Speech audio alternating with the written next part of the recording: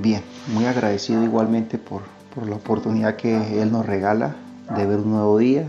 También agradecido por estar ahí conectados como iglesia, como hermanos. También a las personas que van a escuchar este audio de devocional de liderazgo en los diferentes horarios.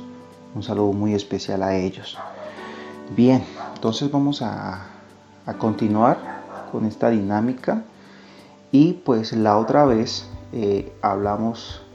estuvimos tocando el segundo libro de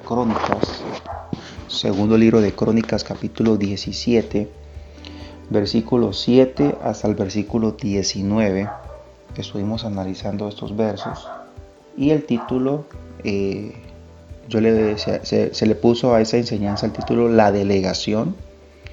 Y el punto central de esa enseñanza fue que se debe conocer muy bien la visión del reino para poder establecerla. Recuerde que esa visión demanda un tiempo, demanda personas, todo lo que representa establecer una visión. Listo. Hoy vamos a estudiar la tercera parte del cuarto rey de Judá. Estamos hablando de Josafat, reino del norte. Y pues la cita que hoy vamos a analizar está en dos pasajes bíblicos. Segundo libro de Crónicas, capítulo 18, para que usted se ubique ahí conmigo. Del 1 al 34, hoy no vamos a analizar todos los 34 versículos. Y también se halla en primer libro de Reyes, capítulo 22, versículo 1 hasta el 38. Tampoco vamos a analizar todos los versos, solamente son los versos para que ustedes los tengan presente ahí. ¿Listo? Bien, entonces vamos a leer segundo libro de Crónicas, capítulo 18, versículo 1. Dice así la palabra de Dios. Tenía pues Josafat riquezas y gloria en abundancia, y contrajo parentesco con Acab. Esta historia ya la hemos leído, esa historia ya la hemos tocado, y es cuando Josafat acompaña al rey Acab a la guerra. Ahí es donde muere el rey Acab. Pero hoy vamos a mirar el punto o el enfoque de Josafat, no tanto de Acab sino de Josafat. Bueno, entonces en este primer punto, en este primer verso, resalto lo siguiente. Sea en la riqueza o en la escasez, todavía nosotros seguimos dependiendo de Dios. Y yo hablo de las decisiones.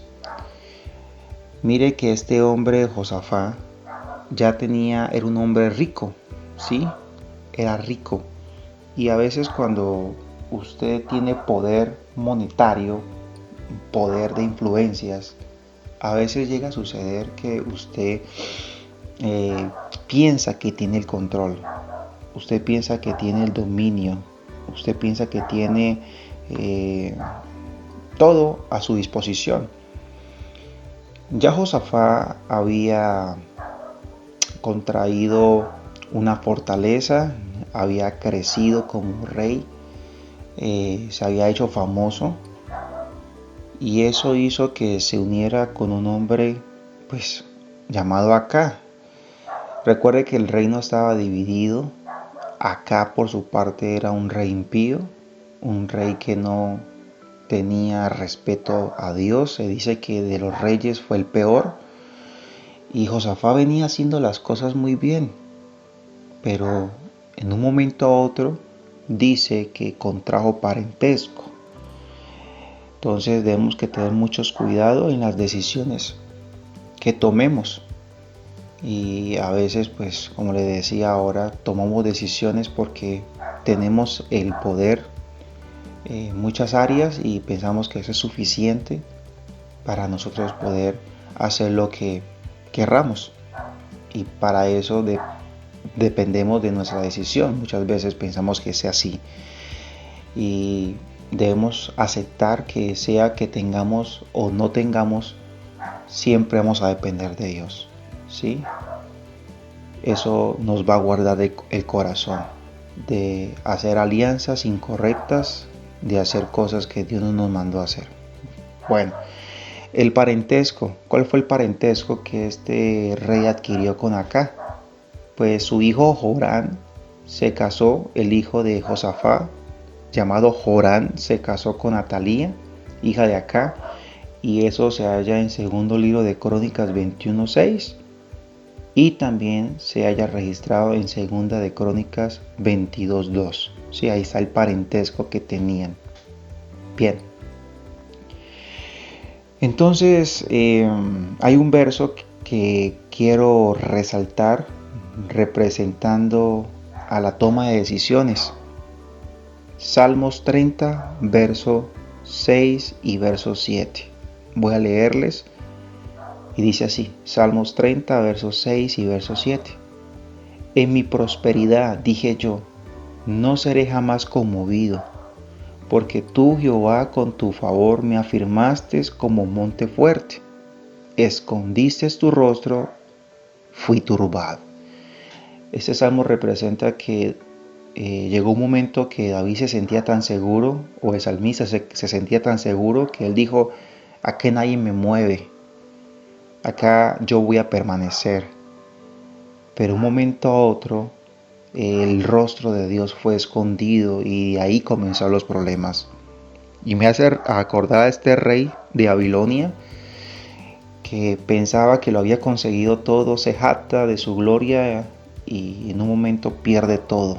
Entonces podemos estar en la cima, podemos estar en lo más alto, y ahí es donde debemos que tener más cuidado en la toma de decisiones. No nos mandamos solos. Dios sigue todavía siendo nuestro Dios, nuestro Señor, y eso no debe cambiar, a pesar que muchas cosas hayan cambiado en nosotros de una manera positiva, digámoslo así. Entonces Dios sigue mandando sobre nuestras vidas para que tengamos eso claro. ¿Listo? Bueno, seguimos, vamos a continuar. Versículo 2. Y después de algunos años descendió a Samaria para visitar a Acab, por lo que Acab mató a muchas ovejas y bueyes para él y para la gente que con él venía, y le persuadió que fuese contra Ramot de Galaad. Cuando leía el verso 2, realmente el verso 2 es el foco del mensaje, es el foco hoy de la enseñanza, el verso 2. Yo me hice una pregunta, ¿cuál era el motivo? ¿Cuál era el motivo de la visita de Acab? Sí, sabemos que hay un parentesco. Sabemos que su hijo se había casado con la hija de Acab, llamada Atalía. Sabemos que había una afinidad, un parentesco. Pero ya había pasado varios años de esa unión. ¿Cuál fue el motivo de la visita de de Josafat a Acab? ¿Cuál era el motivo? Sé que era con suegros, pero ¿cuál era el motivo? Y la verdad me puse a analizarlo y no lo hallé. No hallé el motivo. Y acá hay una gran verdad, enseñanza. Y es que nosotros debemos evitar ir de visita si no sabemos el propósito de esta. ¿Sí? Si no tenemos ello presente, vamos a terminar haciendo lo incorrecto ante los ojos de Dios. Pero es que es mi familiar, es mi primo, es mi prima, es mi sobrino, es mi sobrina. Mire, cuando usted decida visitar a un familiar, si usted no sabe a qué va a ese lugar, mejor no vaya. Y voy a dar un ejemplo. María, la madre de nuestro Señor Jesucristo, la que Dios usó como vaso, ella cuando visita a Elizabeth, ella tenía un motivo.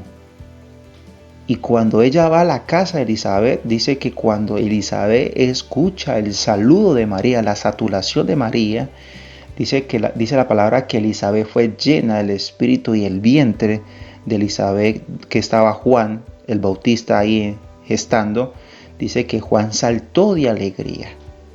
¿Y por qué hubo esa reacción?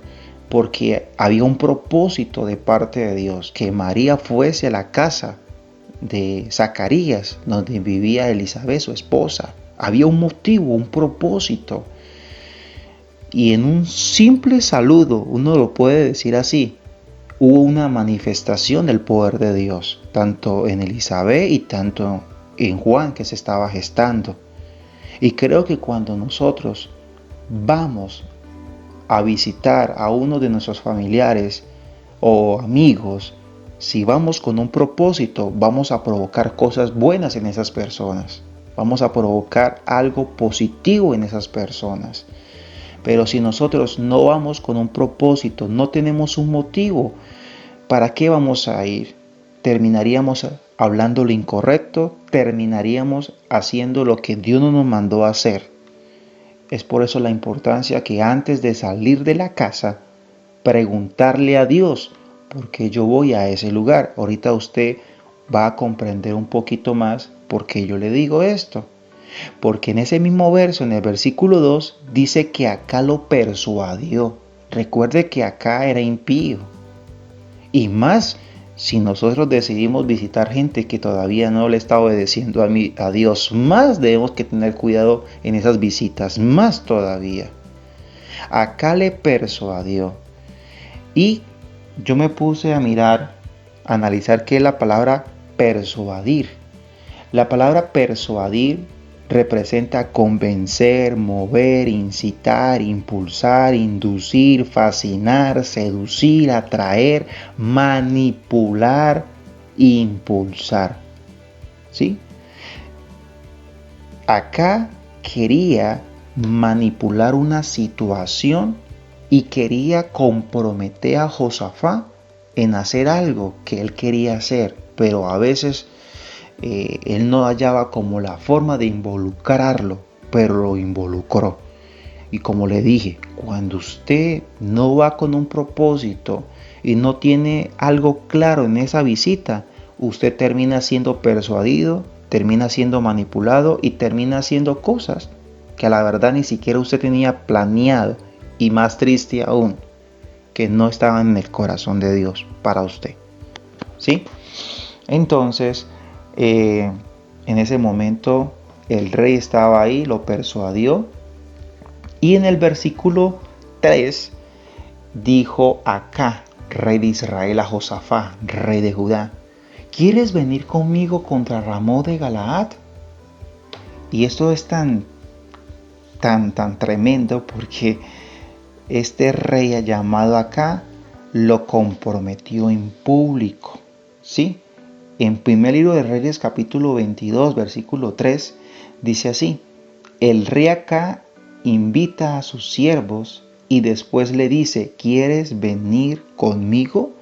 Y todo esto él lo hizo porque vio la oportunidad de que Josafat lo acompañase, porque él tenía un deseo en su corazón de ir y conquistar Ramón de Galaad. Recuerde que en ese tiempo ellos habían dejado de luchar, habían pasado 3 años y esa ciudad o esa región él la quería recuperar, pero no tenía el poder militar, no tenía el poder para hacerlo, y pues aprovecha la visita de su familiar, de su pariente, para involucrarlo en algo que no estaba en los planes de Dios. ¿Sí? Lo hace y lo compromete en público, que es lo más tremendo. ¿Sí? En el versículo 3, en la parte última, Josafat responde, yo soy como tú y mi pueblo como tu pueblo. Iremos contigo a la guerra. Y ahí vemos el resultado de la manipulación. Josafat lo que quiso decir es lo siguiente, y se igualó al rey acá. Yo soy como tú y mi pueblo como tu pueblo. En primer libro de Reyes capítulo 22 versículo 4 termina la idea y dice, y mis caballos como tus caballos. Alguien manipulado se iguala para mantener la armonía de la conversación. ¿Sí? Él, pues al ver que lo comprometieron en público, él no puede decir que no. Él debía igualmente responder de la misma manera, porque ya estaba ahí. Y por eso pues se igualó al rey, porque estaba rodeado de personas que estaban escuchando su respuesta. Y como le decía, cuando usted no tiene esto muy presente, usted termina aceptando cosas que no debería aceptar. Pero lo hizo porque pues lo comprometió en público. Igual era su familiar, entonces daba como pena, como vergüenza decir no. Bien, en el versículo 4 dice así: además digo Josafat al rey de Israel, te ruego que consultes hoy la palabra de Dios, de Jehová. Entonces, esto es algo muy curioso y a la vez chistoso y a la vez preocupante. Porque tus decisiones deben transmitir seguridad y estas decisiones deben provenir de Dios. Cuando Josafat le dice, claro, yo voy a ir, pero primero consultemos a Dios, es porque él quería asegurarse y él quería tener seguridad de lo que estaba haciendo era lo correcto. Pero qué curioso, que quiere y busca la voluntad de Dios cuando ya está comprometido o cuando ya fue a su casa. ¿Cuál sería el orden mejor? ¿Cuál era mejor? ¿Cómo fuera sido mejor las cosas? Pues antes de salir de su casa, le fuera a Dios preguntado el propósito de su visita. Pero ahora ya está en ese lugar y ahora sí le pide a Dios el propósito de su visita. Y eso sí me parece chistoso a mí, curioso, que a veces nos pasa eso a nosotros. Y me pasó en esta semana con una parejita que, pues bueno, ellos están tomándose un tiempo en Dios, quieren hacer las cosas bien antes de unirse en ese compromiso en pos de matrimonio. Ellos han venido orando mucho a Dios y bueno, aceptaron la voluntad de Dios según ellos y ya están unidos y están planeando la boda y están planeando esas cosas, ¿no? Y llegó y esta semana hubo un inconveniente y el hombre pues me escribía y me decía que él va a orar a Dios para que Dios le confirme si ella va a ser la esposa. Entonces yo me quedé como sorprendido, ¿no? Porque cómo es posible que tanto tiempo que ya estén ahora se le da por confirmar. Y yo me hice una pregunta, no se la hice a él, pero me la hice yo. No, ellos no habían orado ya para comprometerse. Ellos ya no habían orado para dar este paso de obediencia y de compromiso para el resto de sus vidas. Entonces, ¿por qué está pidiendo confirmación? No entendí. La verdad, no entendí. Yo respeto igualmente la decisión de este joven. Y ahí yo relacionaba esa conversación que tuve con esa enseñanza. Porque a veces llegamos a hacer cosas y cuando ya estamos involucrados en esas cosas, ahí sí le pedimos confirmación a Dios. ¿Y por qué antes de ir e involucrarnos en esas cosas, porque antes de salir de nuestra casa y abrir nuestra boca, porque antes no le pedimos a Dios que nos direccione, que nos diga qué hacer, ¿sí? Para no meterla de caminar. Pero no, a veces cuando ya metemos la de caminar y estemos bien comprometidos, ahí sí vamos a orar para ver si es la voluntad de Dios si hacemos esto o lo otro. Y creo que ese no es el orden. Creo que una vez que salgamos de nuestra casa a emprender cualquier negocio, a emprender cualquier cosa, debemos estar seguros en hacer la voluntad de Dios. Nosotros acá no estamos improvisando, pero muchas veces pasa eso, que ya cuando estamos ahí sí vamos a buscar la voluntad de Dios, ¿sí? Ahí sí la vamos a buscar. Pero bueno, Dios es misericordioso, Dios es compasivo y Dios es maravilloso. Eso es como cuando Elizabeth recibe a María y María llega a la casa de Elizabeth y una vez llegue María y digo, bueno, sé por qué vine a mi casa y María diga, ay, yo no sé, voy a orarle a Dios porque estoy aquí en tu casa. No, eso es algo como ilógico, ¿no? María sabía por qué iba a la casa de Elizabeth, porque tenía un propósito. Y por eso esa es la palabra rema de esta mañana. Y la palabra, ¿cómo se llama? Pues es una pregunta. ¿Cuál es el motivo de las visitas?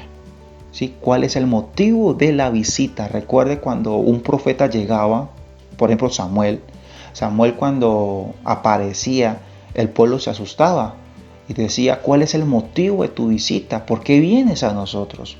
¿Por qué? Porque cuando un profeta llegaba a una ciudad, a una aldea, él no llegaba porque los extrañaba o porque ahora los quería ver. No, él no llegaba por eso. Él llegaba porque tenía una palabra de Dios, sea de amonestación o sea de exaltación, lo que sea. Pero siempre un profeta, cuando llegaba a una aldea, siempre llegaba y daba a entender lo que Dios le regaló a él. Y por eso la gente temblaba, porque cuando llegaba a venir, cuando ellos venía el profeta, pues le preguntaban: ¿cuál es el motivo de tu visita? Porque sabía que venía con un propósito. Y así debe ser nuestras visitas a nuestros familiares, a nuestros amigos, para saber lo que Dios nos mandó a hacer. Entonces, siempre preguntémonos: ¿cuál será el motivo de la visita? Porque siempre habrá un motivo, habrá un propósito.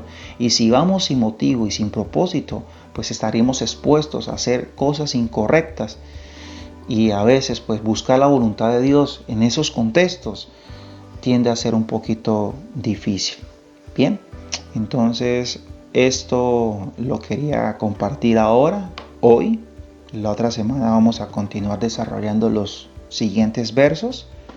Y bueno, yo creo que por hoy es suficiente. Entonces vamos a orar, vamos a darle gracias a Dios por esta palabra y tengamos presente que antes de ir a un lugar, siempre sepamos el propósito de este, para no salirnos del camino y saber qué es lo que debemos hacer.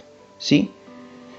No sé si ustedes recuerdan un profeta que fue y Dios le dio el motivo para que fuera a una región, y este hombre fue, predicó, pero salió de predicar y se le olvidó lo que Dios le había dicho, que no podía parar, que no podía detenerse, y este hombre se detuvo, compartió lo que no tenía que compartir con el rey, y por eso este hombre recibe una sentencia de muerte, y cuando sale del palacio un león lo está esperando y lo mata. ¿Y por qué? Porque pues incumplió a lo que Dios lo mandó. Y eso también es triste. Cuando sepamos el motivo por lo cual Dios nos mandó, seamos obedientes, ¿sí? Hagamos las cosas al pie de la letra. No le añadamos ni le quitamos a la voluntad de Dios para nosotros, para nuestras vidas. Padre, en el nombre de Jesús, te doy gracias por este maravilloso tiempo. Gracias, Padre, por las personas que están ahí conectadas, escuchando este audio, este mensaje. Gracias a Dios igualmente por el liderazgo que ha dispuesto de su tiempo en este horario precioso, maravilloso, de oír tu palabra. Hoy, Señor, la palabra que tú nos has traído es la palabra de las visitas. Sabemos que antes de salir de nuestra casa, antes de salir de nuestro lugar de comunión, debemos ser muy conscientes que si vamos a ir a un lugar X o Y, vamos con un propósito. Vamos con un propósito. Si no tenemos el propósito, Señor, estaríamos expuestos a muchas cosas malas que te desagradan a ti. Y es por eso que nos queremos cuidar. Queremos ser como María, que cuando fue a visitar a su pariente Elizabeth, ella fue con un propósito. Por eso se vio el resultado de esa visita. Y creemos, Dios, que cuando vamos con un propósito, cosas positivas, cosas buenas van a comenzar a fluir en ese hogar, en esos familiares que aún todavía conocen o no conocen de ti. Ayúdanos, Dios, a no movernos por emociones, sino que cuando salgamos de nuestro lugar de oración, cuando salgamos de nuestro lugar de familia, sepamos qué es lo que nosotros debemos hacer. Gracias, Padre, porque tú has sido maravilloso, porque tú has sido bueno. También aprendíamos, Padre, que sea en la riqueza o sea en la escasez, tú sigues siendo nuestro Dios. Tú sigues siendo nuestro Padre. Tú sigues siendo nuestro sustentador. Y no queremos movernos a nuestra voluntad, sino queremos movernos a tu voluntad.